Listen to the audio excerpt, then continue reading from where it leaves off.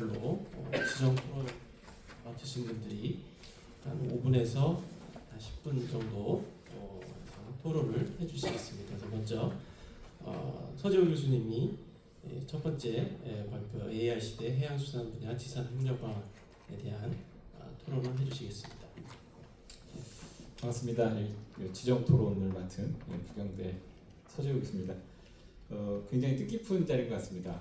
오늘 이렇게 우리 전공에서 해양 수산과 관련된 거의 모든 영역을 아울 수 있는 융합 전공을 만들고 기념할 수 있는 세미나 자리에 중요한 이슈들을 전반적으로 다룰 수 있는 세 분의 그 발표자를 모시고 또 토론도 굉장히 진지하게 할 수 있는 자리가 되었다는 점에서 개인적으로 굉장히 뜻깊다는 말씀을 좀 드리고요. 좀 전에 말씀하신 세 분의 주제에 대한 간단한 소회를 좀 먼저 말씀드리고 싶은데 부산에 해수부가 내려왔다는 건 굉장히 큰 의미를 가지고 있습니다. 사람들은 뭐 이렇게 요새는 이제 이동의 제약이 거의 없어졌기 때문에 공간이 주는 제약이 크게 의미가 없다고 해도 사람들이 생활하는 공간이 주는 의미는 굉장히 큰 것 같습니다. 그래서 부산에 해수부가 내려왔다는 얘기는 부산시가 하는 다양한 정책 중에 해양수산과 관련된 정책은 이제 국가의 정책과 구분되는 점이 별로 없을 수도 있겠다는 생각이 든다는 점에서 첫 번째 이 라이즈 협력 사업과 관련된 의미가 굉장히 크다는 생각이 들고요. 두 번째 해양 물류와 관련돼서 부산항이 가지고 있는 의미가 굉장히 크다는 점, 그리고 수산 시험에 대한 또는 수산자원에 대한 개발에서도 이 지역이 가지고 있는 그 무한한 잠재력이나 이런 것도 굉장히 크다는 점에서 그 세 가지 영역만 보더라도 우리 행정학 전공에서 지금 창립하고 있는 해양수산 행정융합 전공이 앞으로 해야 될 그 영역, 그리고 또 이 과정을 이수한 학생들이 진출할 수 있는 분야가 굉장히 무궁무진할 것 같다는 생각이 들어서 그 말씀을 드리고 싶습니다. 우리 김병기 본부장님께서 굉장히 중요한 말씀을 하셨는데 공진화에 대한 얘기를 하셨습니다. 지금은 뭐 혼자 잘났다고 할 수 있는 세상은 아니죠. 더불어서 발전해야 되는, 그리고 그 과정에서 우리가 경험을 통해서 축적된 안목지가 굉장히 크게 기여하고 있다는 점은 아무리 강조해도 지나치지 않고, 또 이런 그 공진화가 실제는 이제 해양수산 행정이 발전해야 될 굉장히 중요한 방향성이 된 것 같습니다. 방법론적인 방향성이라고 할 수 있고요. 그런 점에서 이제 여러 가지 방법론적인 뭐 오픈 리빙램이든지 그런 얘기를 굉장히 많이 하셨는데, 그런 말씀들 모두가 사실 우리 해양수산 행정융합전공에서 앞으로 우리 과정을 운영하는데 굉장히 중요하게 참고해야 될 운영 모델 중에 하나가 아닌가 이런 생각이 들어서 굉장히 좋은 말씀이라는 생각을 했습니다. 제가 이제 몇 가지 드릴 말씀을 좀 정리를 해봤는데요. 그 말씀들을 이제 우리 본부장님께서 말씀하셨던 그 내용들에 대한 그 좀 보완하는 그런 차원에서 앞으로 우리 이제 해양수산행정융합전공을 운영해 나갈 때 부산시나 해수부나 또 외부기관과 협력적으로 지역 혁신 사업을 운영할 때 우리가 좀 고민해야 될 부분들, 같이 만들어가야 될 부분에 대한 몇 가지 말씀을 드리고 정리를 할까 합니다. 첫 번째, 우리가 정책 이론에서 정책의 창 이론이 있습니다. 정책의 창은 열렸을 때 우리가 그동안에 하고 싶었던 것, 못했던 것들을 할 수 있는 굉장히 중요한 기회입니다. 해수부가 부산에 이전한 것은 해양수산과 관련해서 부산시뿐만 아니라 지역의 대학에서도 그동안 할 수 있었고 또 하고 싶었지만 못하던 일들을 이제 드디어 할 수 있는 그런 때가 됐다는 얘기고요. 그런데 이 창은 열려서 계속 있는 게 아니고요. 잠시 열다 닫힙니다. 그게 뭐 한 달이 될 수도 있고 1년이 될 수도 있고 2년이 될 수도 있지만 이 창은 비교적 빠른 시간에 닫힐 것 같다는 생각이 듭니다. 그런데 우리는 이제 이전과 더불어서 우리 전공을 만들었다는 점에서 우리가 앞으로 부산시와 그리고 해수부 또 지역에 있는 산업계와 같이 융합 전공을 통해서 해결할 수 있는, 해야 할 수 있는 것들을 좀 많이 발굴하는 그 과정에서 부산시와 굉장히 긴밀한 협조와 또 해수부와 협력을 해야 되는 그런 기회라는 생각이 들어서 내용은 우리가 이제 앞으로 계속 고민해야 되겠지만 그 관점에서 우리가 좀 진지하게 이 타이밍을 좀 이용을 해야 되겠다는 생각이 들고요. 우리가 어떤 일을 할 것이냐, 이 창이 열렸을 때 이 내용을 정하는 게 굉장히 중요한 것 같습니다. 근데 많은 것들이 지금 그 우리 테이블에 펼쳐져 있는 것 같아요. 근데 많은 것들이 펼쳐져 있다고 그 모든 걸 먹을 수도 없고요. 그렇습니다. 많은 것들을 다 한다는 얘기는 아무것도 안 한다는 얘기고, 그렇기 때문에 우리가 전략적인 관점을 좀 취할 필요가 있겠다는 생각이 듭니다. 그런데 전략적인 관점은 사실 어떻게 보면 우리 부경대 행정학전공에서 먼저 전략적인 관점을 선택했다고 저희는 개인적으로 그렇게 생각을 하고요. 우리가 이제 해양수산 행정융합전공이라고 하는 어떤 전략적인 선택지를 하나 만들고 부산시든 해수부든 손을 뻗은 그런 모양이라고 이해를 해주시면 될 것 같고, 그 모양새에 우리가 조금씩 맞춰가는, 그래서 부산시든지 아니면 뭐 해수부든지 여기 지금 공공기관이든지 같이 잡을 수 있는 손이 무엇인지 그런 것들을 좀 만들어갈 수 있는, 저는 포럼 형태의 어떤 그 협력 체계를 좀 갖추는 게 좋겠다는 생각이 듭니다. 그러니까 예를 들면 이런, 제가 증명을 한번 해봤는데요. 해양수도 부산의 인재양성 포럼이든지 아니면 해양수산 인재양성 포럼이든지 이런 포럼들을 만들어서 분야별로 우리가 비단 뭐 행정 분야뿐만 아니라 행정관리 분야뿐만 아니라 산업이든지 기술이든지 그 내용들을 조금씩 구체적으로 만들어가고 채워가는 그런 과정이 절대적으로 필요한 것 같다.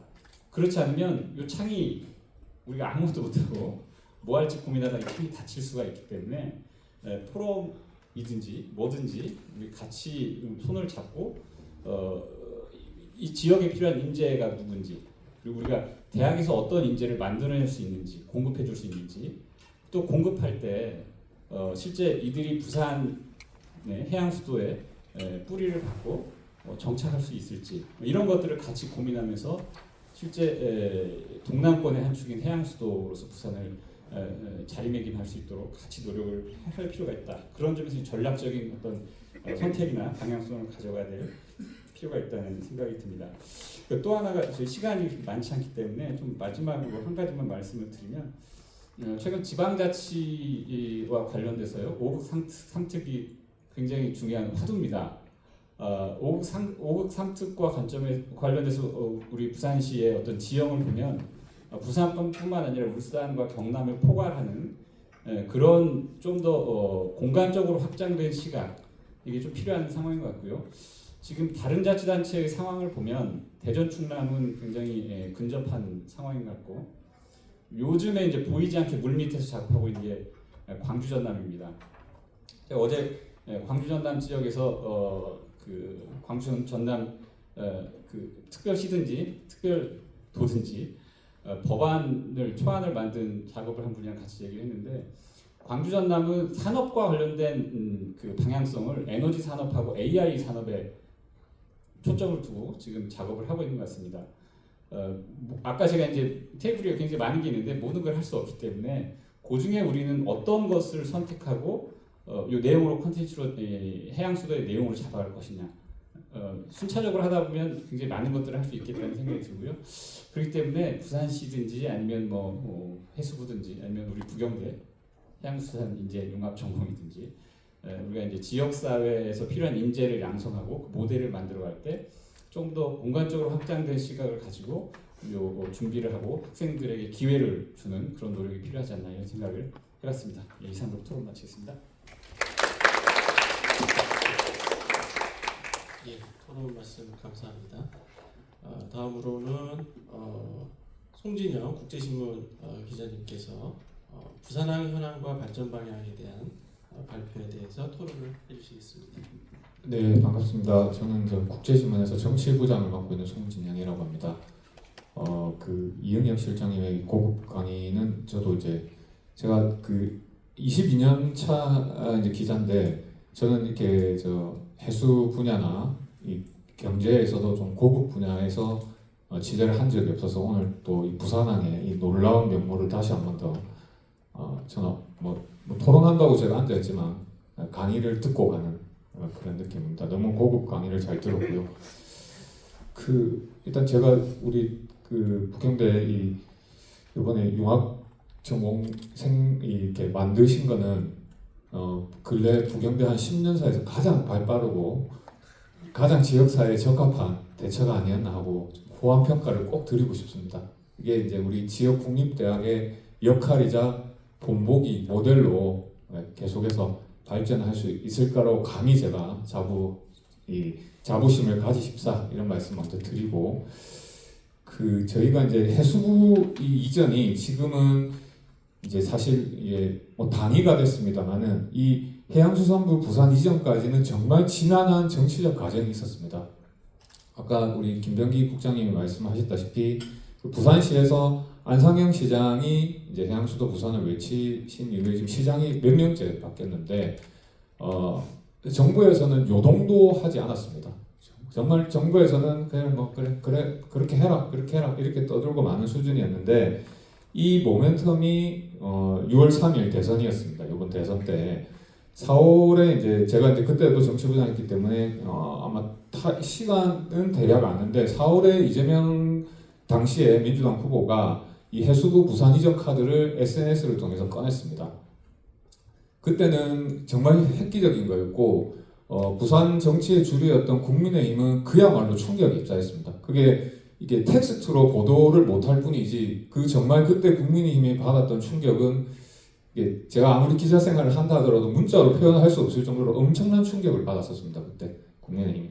그래서 이 이슈가 나왔을 때 속수무책이었습니다. 국민의힘. 뭐 어떻게 반대를 할 수도 없고 그렇다고 찬성을 하자니 자존심은 상하고 이랬는데 이재명 대통령이 당선이 되고 당시 후보가 당선이 되고 그 다음에 첫 국무회의 때 지시사항으로 연내에 해수부를 부산으로 이전하라 이렇게 또 한 번 강공 카드를 꺼냅니다. 이제 그런 일련의 흐름을 봤을 때 저는 해수부 이전이 단지 6.3 대선 때 승리를 위한 일종의 하나의 카드는 아니었고 향후 이 부산 정치 지형을 흔들 카드라고 그때부터 생각을 하고 있었는데 아니나 다를까 그 여파로 인해 가지고 내년 지방선거에서도 이 이슈가 엄청나게 큰 화두가 될 겁니다.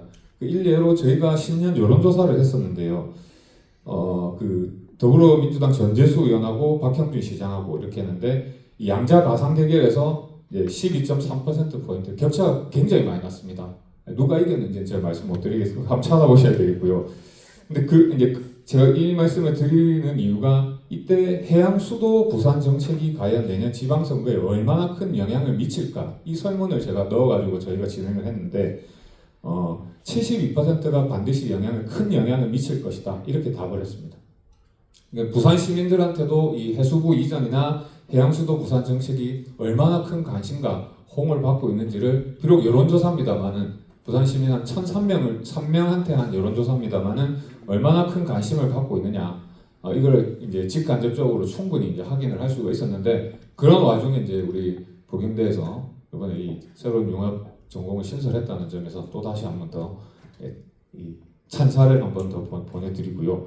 그 다음에 또 제가 오늘 제가 우리 교수님들처럼 유수의 석학도 아니고 그냥 일개 이제 지역 언론의 기자로서 앉아 있어서 제가 또 지역 관점에서 한 번 더 말씀드리면 우리 지역 국립대학, 지역 대학이 뭐 위기 이런 이야기를 많이 하는데 이제 저희 지역 언론하고 똑같습니다. 왜냐하면은 중앙의 뉴스를 안 다룰래 안 다룰 수도 없고 그렇다고 지역 뉴스만 다루자니 또 지역 뉴스만 다룰 수도 없습니다.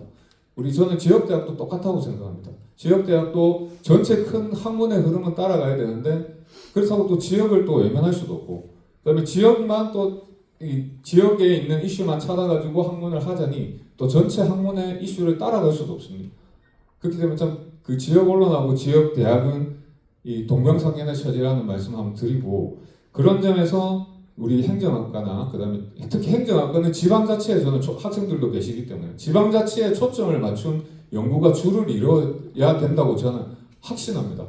우리 행정학과는 그렇고 제가 일례로 우리 이 부경대학교 식품영양학과 학생들이 4학년 학생들이 이 과제로 우리 집 건강 밥상 프로젝트라는 걸 했는데 4년 동안 학생들이 영양소나 그 다음에 그 성인 질환이 있는 분들한테 어떤 식단이 맞는지를 공부를 해서 이걸 반송 반영, 좀 사회적 약자들이 많이 계시는 할머니 집에서 이제 이 그 반찬을 공급하고 그다음에 혈당이라든지 혈압이라든지 콜레스테롤을 측정한 걸 바탕으로 해서 이 졸업 발표회라고 해야 되겠습니까? 과제 발표회를 내더라고요. 제가 그때 뭐 우연찮게 심사위원으로 갔었는데 저는 그때 감탄을 금치를 못했습니다. 아, 이것이 바로 우리 지역 대학의 그다음에 지역 대학과 지역 사회가 공생하고 지역 대학이 과연 이 지역 사회에서 어느 정도의 위치를 차지하느냐를 진짜 단적으로 보여주는 예가 아닌가 하고 정말 그때 거기서 정말 제가 극찬을 아끼지 않았는데 우리 행정학과도 마찬가지라고 생각합니다. 그래서 이제 지방자치 발전 그다음에 지방 소멸에 더욱더 많은 관심을 가지시고 그리고 해양수산부 이전은 저희가 언론에서 저희 국제신문에서 어떻게 표현을 했냐면 단순히 부처랑 공무원들이 부산으로 이전하는 게 그 다가 아니다. 거기에 의미를 둬서는 안 된다. 이게 이제 부서를 이전하는 걸 넘어서 이제는 국가해양정책이 부산에서 시작된다. 국가해양정책 패러다임이 전환됐다는데 초점을 맞췄다는 점에서 이 해수부 이전과 함께 그다음에 요번에 우리 융합전공 신설됐다는 것도 굉장히 바람직하다는 말씀 한 번 더 드리고 끝으로 한 말씀만 더 드리겠습니다. 이게 아까 제가 그 지역대학의 역할 그거 말씀드렸는데 이제 저희가 이제 저는 뭐 학문적인 깊이나 이런 건 전혀 없습니다만은 우리가 이제 학문을 이제 공부를 하고 연구를 하고 성과나 과제를 냈을 때 이것이 과연 나 혼자만의 그다음에 우리 학문 그들만의 리그 안에서 거론되는 연구물인지 아닌지 이거에 대해서도 한번 우리 지역 대학에서는 지금 뭐 생존 위기에 봉착했다고 하는 지역 대학에서는 앞으로 지역 대학의 활로나 그다음에 지역 대학의 생존을 위해서라도 한번 연구해 봤으면 바람직하지 않은 과제가 아닐까 이런 말씀 감히 드리면서 마무리하도록 하겠습니다. 예, 이상입니다. 예, 토론 감사드립니다. 마지막으로 강상원 교수님께서 수산과학 우수성과 미래지향적 역할에 대한 토론을 해주시겠습니다. 네, 안녕하세요. 부경대학교 강상원입니다. 저는 다음 학기부터 그 해양과 거버넌스라는 과목을 융합전공 신설되면서 맡게 되었는데요. 제가 부산에 내려온 지 한 5개월 정도 되어가지고 아직도 좀 신기한 점들이 많은데 예를 들어서 부산항대교를 차에서 건너가다 보면 이제 쌓여있는 컨테이너선이나 크레인 같은 걸 보면 아직도 신기하거든요. 앞으로 넘어가고 뭐 수산이라고 하면 뭐 먹을 줄도 몰랐지 제가 그 분야에 대해서 잘 몰랐는데 오늘 들으면서 많은 정말 다양한 분야에 걸쳐가지고 많은 연구가 이루어지고 있다는 사실을 깨닫게 되었고 그로 인해 가지고 다음 학기에 강의를 어떻게 해야 될지 조금 아이디어를 많이 얻은 것 같습니다. 그래서 굉장히 유익한 자리였던 것 같습니다. 제 개인적으로도. 그리고 제가 오늘 김중진 연구관님께서 발표하신 수산과학원의 업무라든지 아니면 미래 비전 같은 걸 보면서 몇 가지 코멘트를 생각을 해서 적어봤는데요. 그거를 좀 보면서 얘기하겠습니다. 이게 사실 어떻게 보면 코멘트라기보다는 질문이고요. 제가 모르는 부분이 많기 때문에 이게 일단은 수산과학원이 어떤 일을 하는지 어떻게 조직 구조를 갖고 있는지 살펴보니까 이게 전국적인 네트워크를 갖고 다양한 지역에 존재를 하더라고요. 그래서 이게 어떤 정책 현장성을 확보하는 데 있어가지고 굉장히 유리한 조직 구조를 갖고 있다 이런 생각이 들었고 한편으로는 다양한 분야에서 AI 기반의 실증 데이터를 가지고 연구를 하기 때문에 이 어떤 에비던스 베이스 폴리시를 만들어내는 데 있어가지고도 큰 역할을 할 수 있겠다 이런 생각이 들었습니다. 그리고 한편으로 또 궁금한 생각이 좀 있었는데요. 첫 번째로는 지금 해수부 산하에 있다 보니까 기본적으로 어떤 해수부에 종속되어 있는 기관인데 실제로 관장하는 업무 분야를 보면은 이게 타부처 영역들도 많이 넘나드는 연구를 다양한 연구를 하고 있는 것 같거든요. 예를 들어가지고 환경부 같은 부분 부처와 분명히 협업해야 될 필요성이 있을 것이고 아니면 식약처, 식품 안전 같은 경우에는 식약처랑 협업해야 될 일도 있을 것이고 분명히 과기부랑 협업해야 될 일도 있을 것이고 한데 이러한 어떤 다른 부처들과의 어떤 정책 협의나 결정에 있어가지고 연계될 수 있는 그런 어떤 범부처적인 데이터 거버넌스 같은 게 존재하는지 혹은 그런 걸 만드는 과정에 있는지 그런 게 좀 궁금했고요. 한편으로는 이게 R&D라는 게 사실 당장에 눈에 띄는 성과가 없더라도 이게 어떤 연구의 다양성이 그 어떤 국가행정 지속 가능성이나 아니면은 그 눈에 보이지 않는 뭐 어떤 암묵지를 생성하는 데 있어가지고 분명히 도움이 될 것 같은데 실제로 그 수산과학원에서 어떤 그 연구 주제를 선정할 때 등에 있어가지고 어떤 독립성이 많이 어느 정도 보장되는지 자율성이 얼마나 되는지 중앙 정부의 어떤 정책과 어떻게 연계되고 있는지 뭐 그런 부분도 좀 궁금했습니다. 그리고 마지막으로 그 ESG 관련해가지고는 저는 사실 공공기관의 ESG 논의가 요즘 굉장히 많고 여기 담당하시는 분들도 많은 텐데 저는 사실 약간 기본적으로 좀 부정적인 생각을 갖고 있거든요. 왜냐하면 ESG라는 게 이제 사기업에서 보통 어떤 그 기업의 어떤 지속 가능성을 위해 가지고 어떻게 사회적 기여를 할 것이냐 여기에 논의에서 출발해가지고 이제 공공기관으로 막 들어오는 논의라고 생각해서 사실 기본적으로 공공기관이 사회적 책임을 갖고 있는 게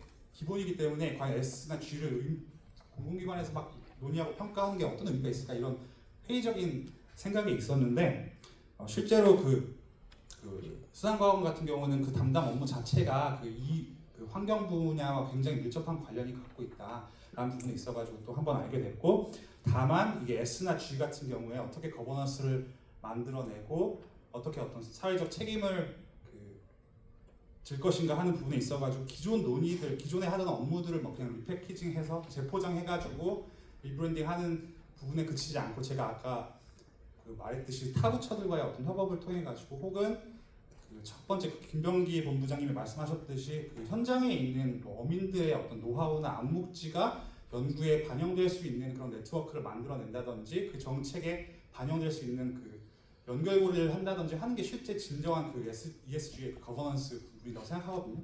그런 부분에 있어가지고 실제 공공기관의 역할을 어떻게 할 것인가, 그를 통해서 G를 통해서 S를 어떻게 만들어낼 것인가 하는 부분을 조금 더 같이 고민하는 그런 그 시간이 되었으면 좋겠습니다. 그리고 제가 또 두 번째 그 이응혁 실장님 부분 너무 재밌게 들어가지고 거기에 대해서 생각을 하나 한 게 있었는데요. 듣다 보니까 저는 예전부터 그 부산항이 굉장히 세계 수위권의 그 환적 항이라는 부분에 있어서 좀 궁금했었거든요. 왜 그 화주들이 그 요코하마로 가면은 미국에 더 가까울 텐데 부산에 굳이 들렀다 갈까 이런 생각을 했었었는데 오늘 얘기 듣다 보니까 많이 그 배웠고요. 근데 한편으로는 그 중국, 한국, 일본 이런 사례를 소개하면서 중국은 정말 중국답고 일본은 일본답고 한국은 한국답다 이런 생각했는데 그게 무슨 말이냐면 중국은 워낙 거대한 나라니까 그 내부 그 운송으로도 그 세계 수위권의 어떤 환적항들을 만들어내고 있었고 일본 같은 경우는 분권의 역사가 오래되다 보니까 그 지방 항만들 사이의 경쟁이 굉장히 치열하구나 이런 생각을 했습니다. 한편으로는 한국 같은 경우는 굉장히 탑다운이고 중앙 집권적인 국가다 보니까 물동량의 95% 컨테이너 물동량 95%를 단 하나의 항구에서 처리하는구나. 그래서 그렇기 때문에 부산항이 세계 수위권의 항구가 될 수 있었지만 그 말인 즉슨 그 마치 인천공항에서 모든 그 여행객들을 처리하면서 지방공항이 다 죽어버리듯이 부산항에서 컨테이너를 다 처리하다 보니까 지방 항만들이 다 죽어버리는 게 아니라 또 이런 생각을 했었거든요. 그래서 우리나라 지방 항만, 예컨대 동해항이 부산항과 경쟁할 수 있고 뭐 광양항이 부산항과 경쟁할 수 있고 이렇게 우리나라 국내에서도 이 경쟁을 하는 게 실제 지방자치가 아닐까 이런 생각을 했었습니다. 지금 해수부가 부산에 내려오고 부산을 세계적인 항만으로 키워내서 예컨대 그 항만 정책을 부산이 수도로서 결정을 하자라고 하는 것은 어떻게 보면 서울 중심의 1급 체제를 항만 분야에 있어서는 또 다른 1급 체제로서 그냥 유지하려고 하는 게 아닌가. 이게 과연 지방의 활성화와 어떻게 연결될까 이런 부분에 있어서 약간 고민을 하는 그런 자리가 되었습니다. 네, 수업 듣듯이 잘 들었습니다. 감사합니다. 네, 포럼 막바지에 질문이 보물처럼 나와서 발표자분들께서 답변할 시간이 조금은 필요할 것 같습니다. 근데 시간이 뭐 길진 않을 것 같은데요. 그래서 토론자분들의 코멘트와 질문에 대한 답변을 간략하게 한번 5분 정도씩 해주시면 좋을 것 같고요. 또 아울러서 저희 그 해양수산 행정융합전공을 통해서 어떤 학생들을 좀 양성하는 것이 좀 필요할 것 같은지 그런 어떤 뭐랄까 요청이나 또는 뭐 희망, 기대 희망, 기대 효과 뭐 이런 부분도 당부의 말씀을 또 같이 좀 겉들어서 좀 해주셨으면 감사하겠습니다. 먼저 발표 순서와 좀 반대로 답변을 좀 하는 게 어떨까 하는데요. 예, 먼저 마이크 있으시고요. 네. 네. 예, 답변 부탁드리겠습니다. 네. 네, 답변을 드릴 거라고는 좀 예상 못한 부분이 있어서 네, 좀 그렇긴 하지만 그 질문 주신 부분에 대해서 좀 간단하게 말씀드리겠습니다. 질문 주신 부분에 대해서는 저희가 조금 명확하게 어떤 그런 조금 궁금증을 가지는 부분들을 해소할 수 있는 정도의 답변을 하기 어려울 것 같고, 저희 기관에서도 많은 고민을 하고 있고 또 진행 중인 내용들이 있어서 그것과 관련해서 간단하게 말씀드리겠습니다. 먼저 첫 번째는 그 해양수산부에 이제 종속되어 있는 소속 기관으로서 어떤 그 타부처와의 협업, 또 범부처적인 DB 구축과 관련해서 조금 말씀을 해주셨는데, 사실 그 현황을 말씀드리면 그러한 논의가 사실은 계속해서 어떤 그 트렌드라는 게 있잖아요. 그리고 지금 한 2, 3년 전에 AI라는 그런 트렌드가 있기 전에 한 2013년, 2015년 그때쯤에는 사실은 빅데이터라는 그 워딩이 어떤 우리 사회 전반적인 부분에서 영향이 있었고, 과제들이 발굴이 되고 또 사업들이 예산이 투입되고 하는 그런 시절도 있었습니다. 그래서 그 당시에도 사실은 이런 범부처 어떤 DB 구축이라든지 이런 것들을 어떤 그 빅데이터 분석을 위한 그런 플랫폼을 만들자는 논의들이 사실은 있었었는데,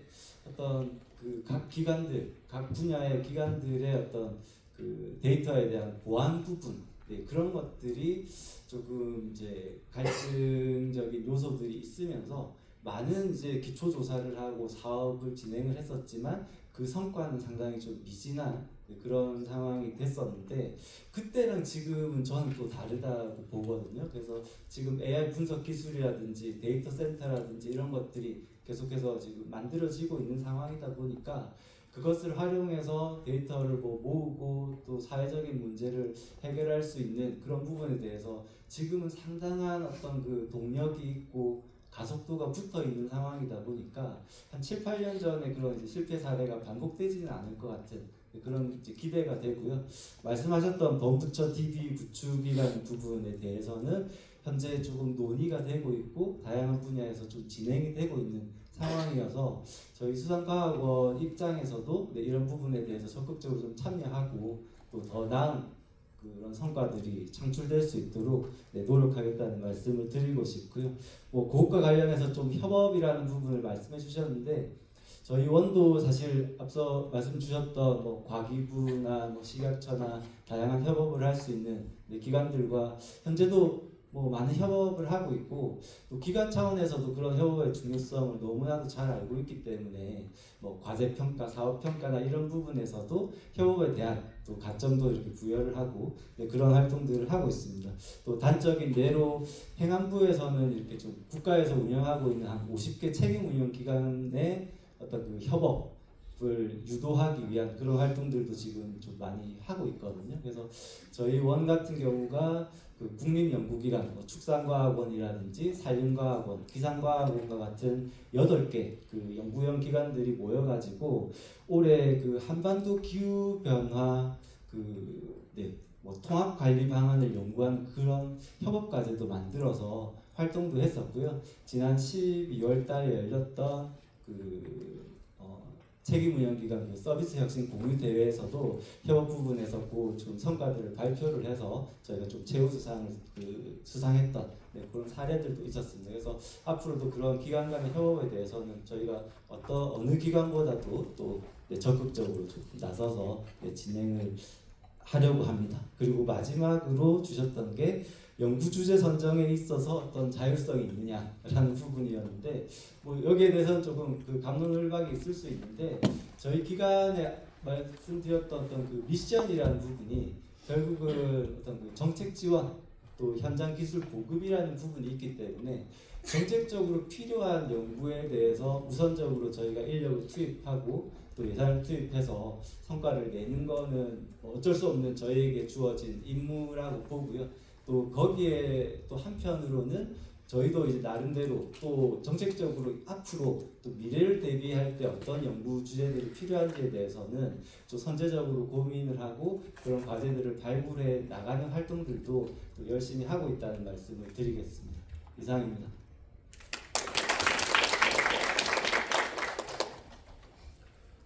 네, 마지막에 어떤 질문, 공항 그 부분을 말씀해 주셨는데 저도 그 부분에 대해서 고민해 본 적이 있습니다. 근데 공항과 항만이 좀 다른 점이 컨테이너 항만은 좀 다릅니다.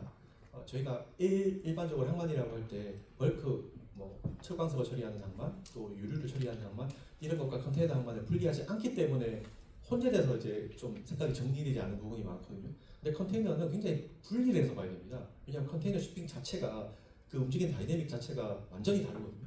그 생각을 하지 않고 보게 되면 정답이 잘 안 나온다고 생각을 합니다. 컨테이너는 확실히 집중화가 되지 않으면 발전하기 힘듭니다.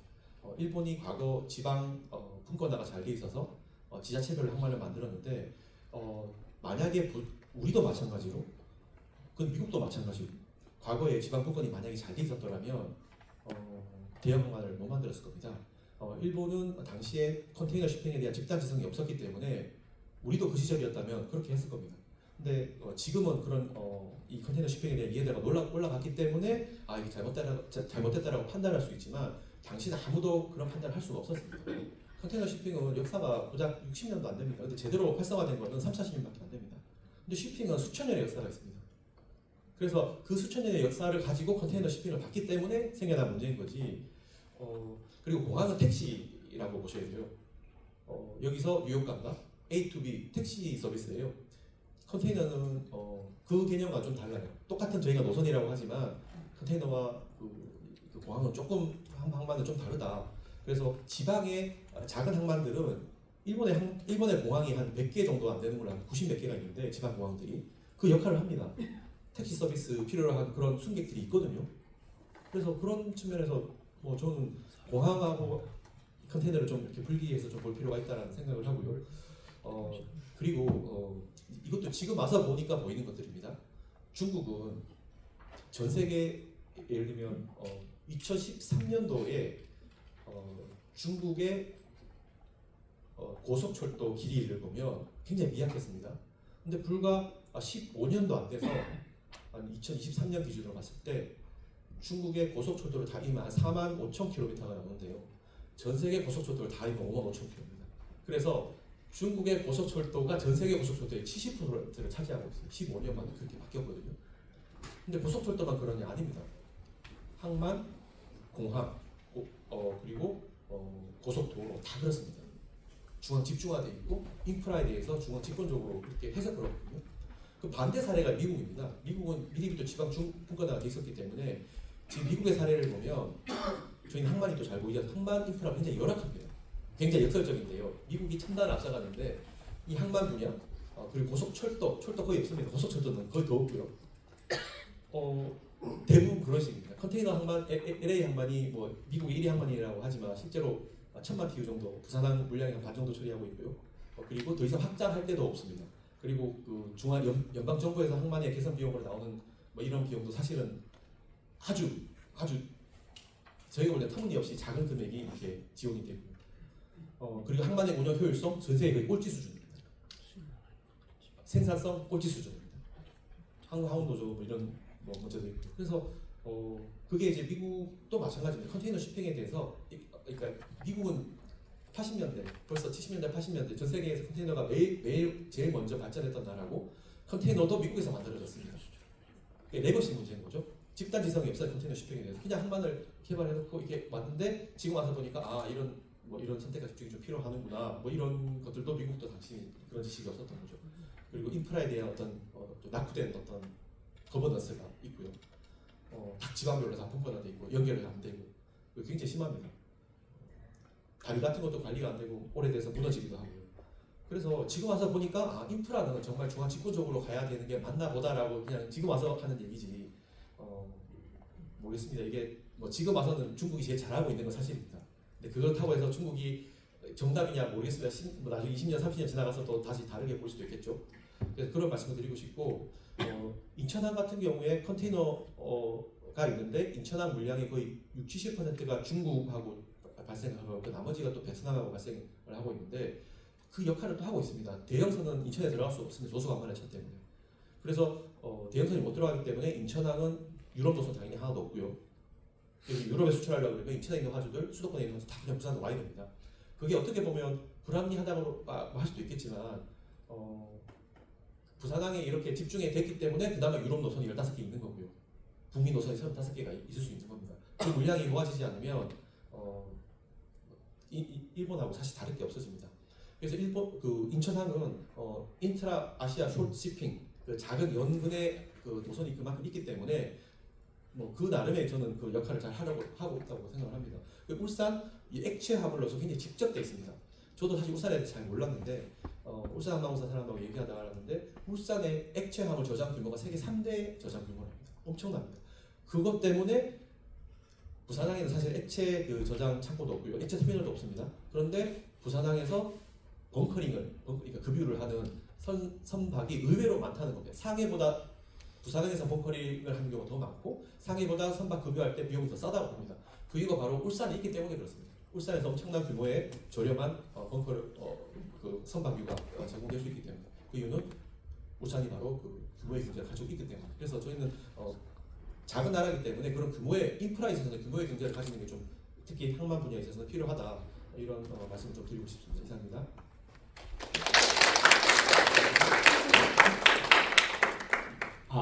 예, 저는 그 지역 혁신 부분에 간단하게 그냥 몇 가지 드리고 싶은데요. 지금 대학 역할이라든지 이런데 요즘 챗GPT가 나오다 보니까 이게 답을 찾는 거, 정답을 찾는 문제는 너무 수월한 것 같아요. 하고 이제 지식을 얻는 방법도 너무 지금 수월한 상태가 왔거든요. 근데 이게 세상이 엄청 빨리 변하는 게 저희들 2000년 초반에 인터넷을 쓰는 수준이었는데 지금 20몇 년 만에 이 정도로 발전했거든요. 근데 지금 요새 피지컬 AI를 많이 이야기하는데 이게 물리적 공간에서 다시 들어왔을 때는 그 속도가 엄청나거든요. 그래서 저는 이제 아까 말씀하신 암묵적 지식이 이렇게 소통되면서 문제 해결 능력, 그게 앞으로 대학생들이나 앞으로 세대 학교가 해야 될 일도 그거 같아요. 그러니까 웬만한 요새 구글에서는 미네르바 대학 있지 않습니까? 강의가 자기가 찾아서 다 공부하거든요. 근데 지금은 AI 챗GPT하고 다 나왔기 때문에 웬만한 거는 자기가 다 할 수 있습니다. 답을 다 찾을 수 있고. 그래서 진짜 문제 해결 능력, 그다음에 그런 게 더 중요할 것 같고요. 그다음에 우리 이제 행정 내부적으로도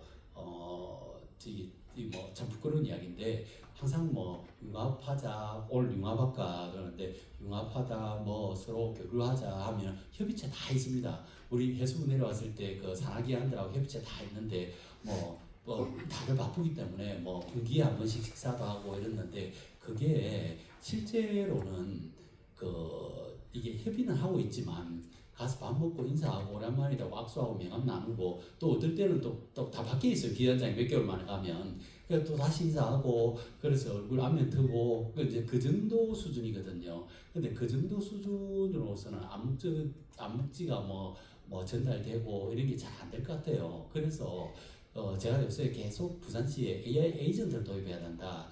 사람의 국별로 AI 에이전트를 도입해가지고 그 내용을 쉽게 상대방의 어떤 노하우라든지 이걸 쉽게 파악할 수 있는 시스템으로 가야 된다. 이제 그게 핵심일 것 같습니다. 그리고 이제 요즘 제가 세상 변하는 속도를 보니까 정말 행정학 교과서도 새로 써야 될 시기가 온 것 같아요.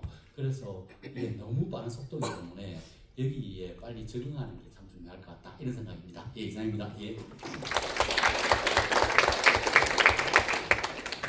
예, 그래서 장시간에 걸쳐서 세 분의 주제 발표를 들었고요. 또 그 주제 발표별 도움이 되는 유용한 토론을 또 세 분으로부터 들었던 것 같습니다. 그래서 저희가 그 해양수산행정 그 융합 전공을 준비하면서 지산학 협력과 관련해서 도움이 될 만한 어떤 방향성 같은 것들을 많이 소개를 해주신 것 같습니다. 그래서 다시 한번 발표자분 또 토론자분들께 감사의 말씀을 드리겠습니다.